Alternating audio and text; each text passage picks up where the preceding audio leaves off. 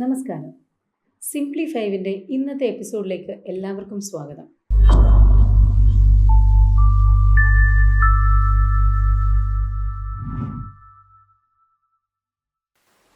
നമ്മൾ കോർപ്പറേറ്റ് ഫീൽഡിൽ വർക്ക് ചെയ്യുന്ന ആൾക്കാരായിരിക്കാം പലരും.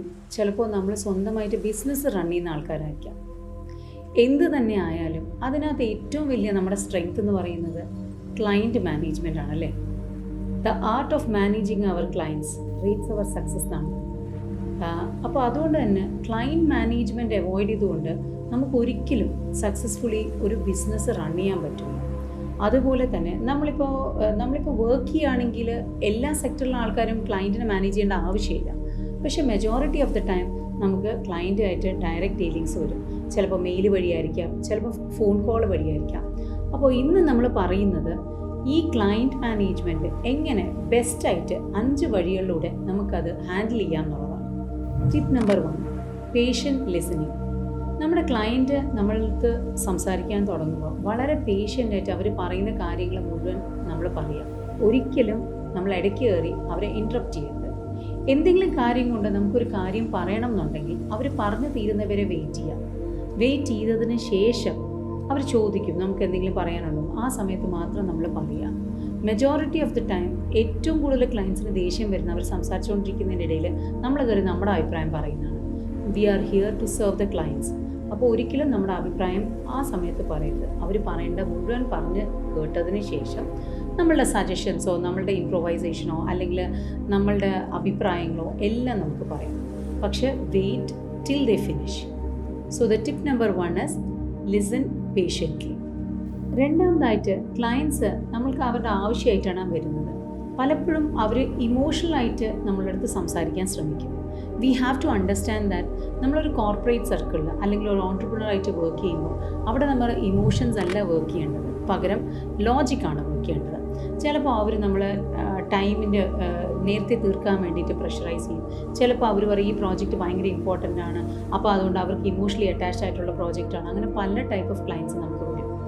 ആ സമയങ്ങളിലെല്ലാം നമ്മളതിനെ ഇമോഷണലി നമ്മൾ കാണരുത്, പകരം ലോജിക്കലി കാണണം. അതെങ്ങനെയാണ് നമ്മൾ ഇമോഷണലി കാണാതെ ലോജിക്കലി കാണുന്നത്? നമ്മുടെ അടുത്ത് ഒരു കാര്യം അവർ പറയുമ്പോൾ നമ്മൾ ആ പറയുന്ന കാര്യങ്ങളെല്ലാം എഴുതിയിട്ട് നമ്മൾ ആക്ഷനിലേക്ക് പോകുന്നതിന് മുമ്പ് അത് അവർക്ക് മെയിൽ അയച്ചു കൊടുത്തോ അല്ലെങ്കിൽ വാട്സാപ്പിൽ ടെക്സ്റ്റായിട്ട് അയച്ചു കൊടുത്തോ അത് കൺഫേം ചെയ്തു അല്ലെങ്കിൽ അപ്രൂവ് ചെയ്തു എന്ന് എഴുതി മേടിക്കണം. അവർ പറഞ്ഞാണല്ലോ നമുക്ക് ചെയ്യാമല്ലോ എന്ന് പറഞ്ഞ് നമ്മൾ എടുത്തു ചാടി ചെയ്താൽ ചിലപ്പോൾ അടുത്ത ആഴ്ച അല്ലെങ്കിൽ വർക്കെല്ലാം ചെയ്ത് കഴിയുമ്പോൾ അവർ ഇങ്ങനെ ഞാൻ പറഞ്ഞിട്ടില്ലല്ലോ, അപ്പം നമ്മൾ ശരിക്കും പെട്ടുപോകും. അപ്പോൾ അതുകൊണ്ട് ആദ്യം തന്നെ ക്ലയൻസ് പറയുന്ന കാര്യങ്ങൾ അവർ പറഞ്ഞു എന്ന് നമ്മൾ അപ്രൂവൽ വേർഡിങ്സിൽ എഴുതി മേടിച്ചതിന് ശേഷം by mail or by WhatsApp text നമ്മൾ എഴുതി മേടിച്ചതിന് ശേഷം മാത്രം വർക്ക് സ്റ്റാർട്ട് ചെയ്യാം. പിന്നെ ഇതിനകത്തുള്ള ഫൈനാൻഷ്യൽ ടേംസ് വളരെ ട്രാൻസ്പെറൻ്റ് ആയിട്ട് നമ്മൾ വയ്ക്കണം.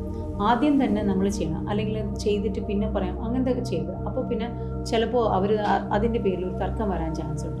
സോ നമ്മളാണ് ഫൈനാൻഷ്യൽ ടേംസ് ഡിക്റ്റേറ്റ് ചെയ്യുന്നതെന്നുണ്ടെങ്കിൽ അല്ലെങ്കിൽ നമ്മളുടെ കമ്പനി ആണെങ്കിൽ നമ്മൾ ആദ്യമേ ഇതിന് ഇത്ര രൂപയാവും ഇത്രയാണ് എന്ന് പറഞ്ഞ് ട്രാൻസ്പെറൻ്റ് ആയിട്ട് നമ്മൾ എത്ര സമയത്തിനുള്ളിൽ കൊടുക്കും, ഇതിന് എത്ര രൂപയാവും, നമ്മൾ എങ്ങനെയാണ് ചെയ്യുന്നത് എന്നെല്ലാം ക്ലയൻറ്റിനെ ക്ലിയർ ആയിട്ട് പറഞ്ഞ് എഡ്യൂക്കേറ്റ് ചെയ്ത് അതിനുവേണ്ടി സമയം സ്പെൻഡ് ചെയ്ത് അവരെ കംഫർട്ടബിൾ ആക്കിയതിന് ശേഷം മാത്രം നമ്മൾ വർക്ക് തുടങ്ങും. അങ്ങനെ ചെയ്യുമ്പോൾ അവർക്ക് വളരെ അവർ വളരെ കംഫർട്ടബിൾ ആയിരിക്കും. നമ്മൾ അഥവാ ഇനി എന്തെങ്കിലും കാര്യം കൊണ്ട് നമ്മുടെ ഒരു ടൈം നമ്മൾ പറഞ്ഞ ടൈം ഫ്രെയിം അങ്ങോട്ടും ഇങ്ങോട്ടും ആവുകയാണെങ്കിൽ നമ്മൾ നേരത്തെ അവരെ നോട്ടിഫൈ ചെയ്യണം.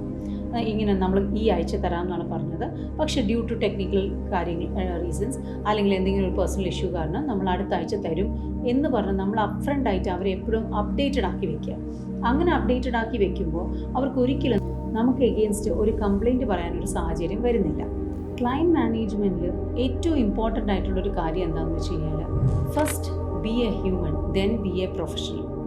നമ്മൾ ആൾക്കാർ വന്ന് പറയുമ്പോൾ അവർ ചിലപ്പോൾ അവരുടെ വളരെ വേണ്ടപ്പെട്ട ഒരു പ്രോജക്റ്റ് ആയിരിക്കാം, അല്ലെങ്കിൽ അവർക്കൊരു ക്രഷിങ് ടൈം ക്രഞ്ച് ഉണ്ടാവും. ഇതെല്ലാം നമ്മൾ മാനിക്കണം, പക്ഷേ not to the extent of spoiling our healthy relation with the client. നമുക്ക് ഏത് സമയത്തിനുള്ളിലാണോ കൊടുക്കാൻ പറ്റുന്നത് ആ സമയത്തിനെക്കാട്ടിലും ഒരു ദിവസം എക്സ്ട്രാ ഇട്ട് പറഞ്ഞാലും കുഴപ്പമില്ല. പക്ഷെ അത് ആ സമയത്തിനുള്ളിൽ നമ്മൾ ടൈം ഡെലിവറി ചെയ്ത് കൊടുക്കണം. നമ്മൾ വിചാരിക്കും ഒരു ക്ലയൻറ്റിനോട് നമ്മൾ മോശമായിട്ട് പെരുമാറിയാൽ എന്താണ് പറ്റുക. അങ്ങനെയല്ല, നമ്മൾ ഒരു ക്ലയൻറ്റിനോട് മോശമായിട്ട് പെരുമാറിയാൽ ആ ക്ലയൻറ്റ് ചിലപ്പോൾ 10 പേരോട് പറയും. അങ്ങനെ നമ്മുടെ ആ പെർട്ടിക്കുലർ ഇൻഡസ്ട്രിയിൽ നമ്മുടെ ക്രെഡിബിലിറ്റിയാണ് ബാധിക്കുന്നത്. സോ അതുകൊണ്ട് നമ്മൾ ട്രാൻസ്പെറൻ്റ് ആയിട്ട് നിൽക്കുന്ന പോലെ തന്നെ നമ്മൾ കൊടുക്കുന്ന കമ്മിറ്റ്മെൻറ്റ്സ് മാക്സിമം ആ ടൈം ഗ്യാപ്പിനുള്ളിൽ, ആ ഫൈനാൻഷ്യൽ ലിമിറ്റേഷൻ്റെ ഉള്ളിൽ തന്നെ നമ്മളത് ചെയ്തു കൊടുക്കാൻ വേണ്ടിയിട്ട് മാക്സിമം ശ്രമിക്കുക. എന്തെങ്കിലും അഥവാ തടസ്സം വരികയാണെങ്കിൽ ഡോണ്ട് ഗീവ് എക്സ്ക്യൂസസ്. നമുക്ക് എക്സ്ക്യൂസ് അല്ല വേണ്ട, എക്സ്പ്ലനേഷൻസ് ആണ് കൊടുക്കേണ്ടത്. അതും നല്ല പ്രൊഫഷണൽ ആയിട്ടുള്ള എക്സ്പ്ലനേഷൻസ് ആണ് നമ്മൾ നമ്മുടെ ക്ലയൻറ്റിന് കൊടുക്കേണ്ടത്. പിന്നെ നമ്മൾ ചെയ്യുന്ന വർക്ക് നമ്മൾ A to Z നല്ല കംഫർട്ടബിളായിട്ട് അവർ ചെയ്യുകയാണ്, നമ്മൾ ചെയ്ത് കൊടുക്കുകയാണെങ്കിൽ നമ്മുടെ ക്ലയൻറ്റ്സ് എപ്പോഴും നമ്മളിൽ ഡിപ്പെൻഡൻ്റ് ആയിരിക്കും. Making your client dependent on you is the key to success for any business. നമ്മൾ നമ്മുടെ ക്ലയൻറ്റിനെ നന്നായിട്ട് ട്രീറ്റ് ചെയ്യുകയാണെങ്കിൽ അവർ എന്ത് കാര്യം വരുമ്പോഴും പറയും, ഇവരെ ഏൽപ്പിച്ചു, നമുക്ക് സമാധാനമായിട്ടിരിക്കാം, പിന്നെ ടെൻഷനെ അടിക്കണ്ട, അവരെല്ലാം നോക്കിക്കോളും എന്നുള്ള ഒരു ട്രസ്റ്റ് ബിൽഡ് ചെയ്യാണ് നമ്മൾ ചെയ്യേണ്ടത്. അങ്ങനെ നമുക്ക് ട്രസ്റ്റ് ബിൽഡ് ചെയ്യണമെന്നുണ്ടെങ്കിൽ നമ്മൾ ചെയ്യേണ്ടത് എന്താണ്, നമ്മുടെ ക്ലയൻറ്റിനെ നമ്മൾ ഡിപ്പെൻഡൻ്റ് ആക്കാം. അപ്പോൾ അത്രയും നമ്മളുടെ കാര്യം ചെയ്യുന്നതിനെക്കാട്ടിലും നമ്മൾ വളരെ സ്ക്രൂട്ടനൈസ് ചെയ്ത് വേണം അവരുടെ ഓരോ വർക്കും ചെയ്തു കൊടുക്കാൻ. അപ്പോഴാണ് നമ്മൾ നല്ലൊരു പ്രൊഫഷണൽ ആവുന്നത്. Whether you on A company or whether you are part of A team, this really helps in client management. നമ്മൾ എക്സ്ക്യൂസസ് പറയാൻ പാടില്ല, പകരം എക്സ്പ്ലനേഷൻസ് കൊടുക്കണം എന്ന് പറഞ്ഞല്ലോ. നമ്മൾ എക്സ്പ്ലനേഷൻ മാത്രം കൊടുത്തുകൊണ്ട് ക്ലയൻറ്റ് ഒരിക്കലും സാറ്റിസ്ഫൈഡ് ആവില്ല. അപ്പോൾ നമ്മൾ കൊടുക്കേണ്ടത് സൊല്യൂഷൻസ് ആണ്. ഒരു പക്ഷേ നമ്മളിപ്പോൾ അവർ പറഞ്ഞതുപോലെ if plan A dozen work, നമ്മൾ ഉടനെ തന്നെ ഒരു പ്ലാൻ ബി കണ്ടുപിടിക്കണം, എന്നിട്ട് അവർക്കൊരു സൊല്യൂഷൻ കൊടുക്കണം. That actually adds to their trust.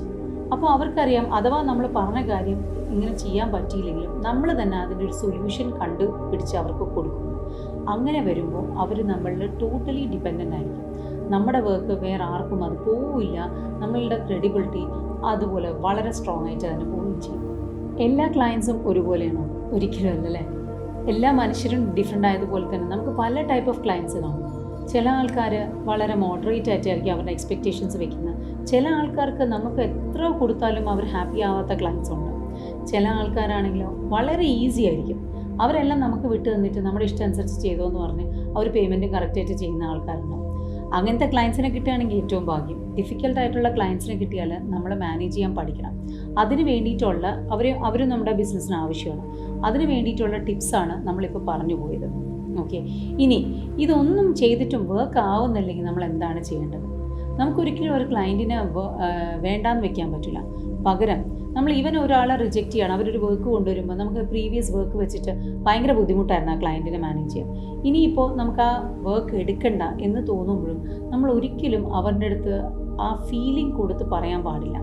പകരം അവരിപ്പോൾ ഒരു മാസത്തിനുള്ളിൽ ചെയ്തു തരേണ്ട വർക്കാണെന്ന് പറയുമ്പോൾ നമുക്ക് വേണമെങ്കിൽ പറയാം, നമ്മുടെ ഇവിടെ വർക്ക് ലോഡ് ഭയങ്കര കൂടുതലായതുകൊണ്ട് മിനിമം 3 months എടുക്കും ഇത് തീർക്കാൻ എന്ന് പറയുമ്പോൾ അവരൊരു അത്രയും ഞങ്ങൾക്ക് വെയിറ്റ് ചെയ്യാൻ പറ്റില്ല, അങ്ങനെയാണെങ്കിൽ ഞങ്ങൾ വേറെ ആർക്കെയും കൊടുത്തോളാം എന്ന് പറഞ്ഞു പോകും.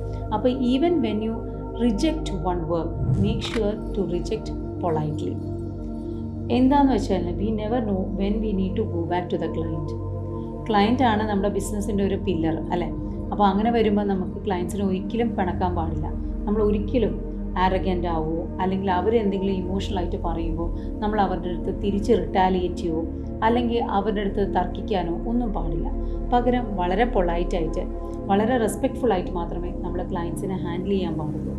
എന്തെങ്കിലും ഒരു ബുദ്ധിമുട്ട് വരികയാണെങ്കിൽ നമ്മളത് അതും ഒരു സ്ട്രാറ്റജിക്കലി പൊളൈറ്റായിട്ട് നമ്മൾ അവരെ ഹാൻഡിൽ ചെയ്യാൻ ശ്രമിക്കും.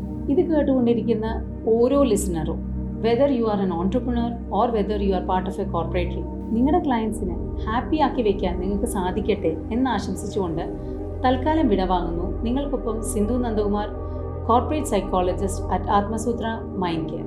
Thank you.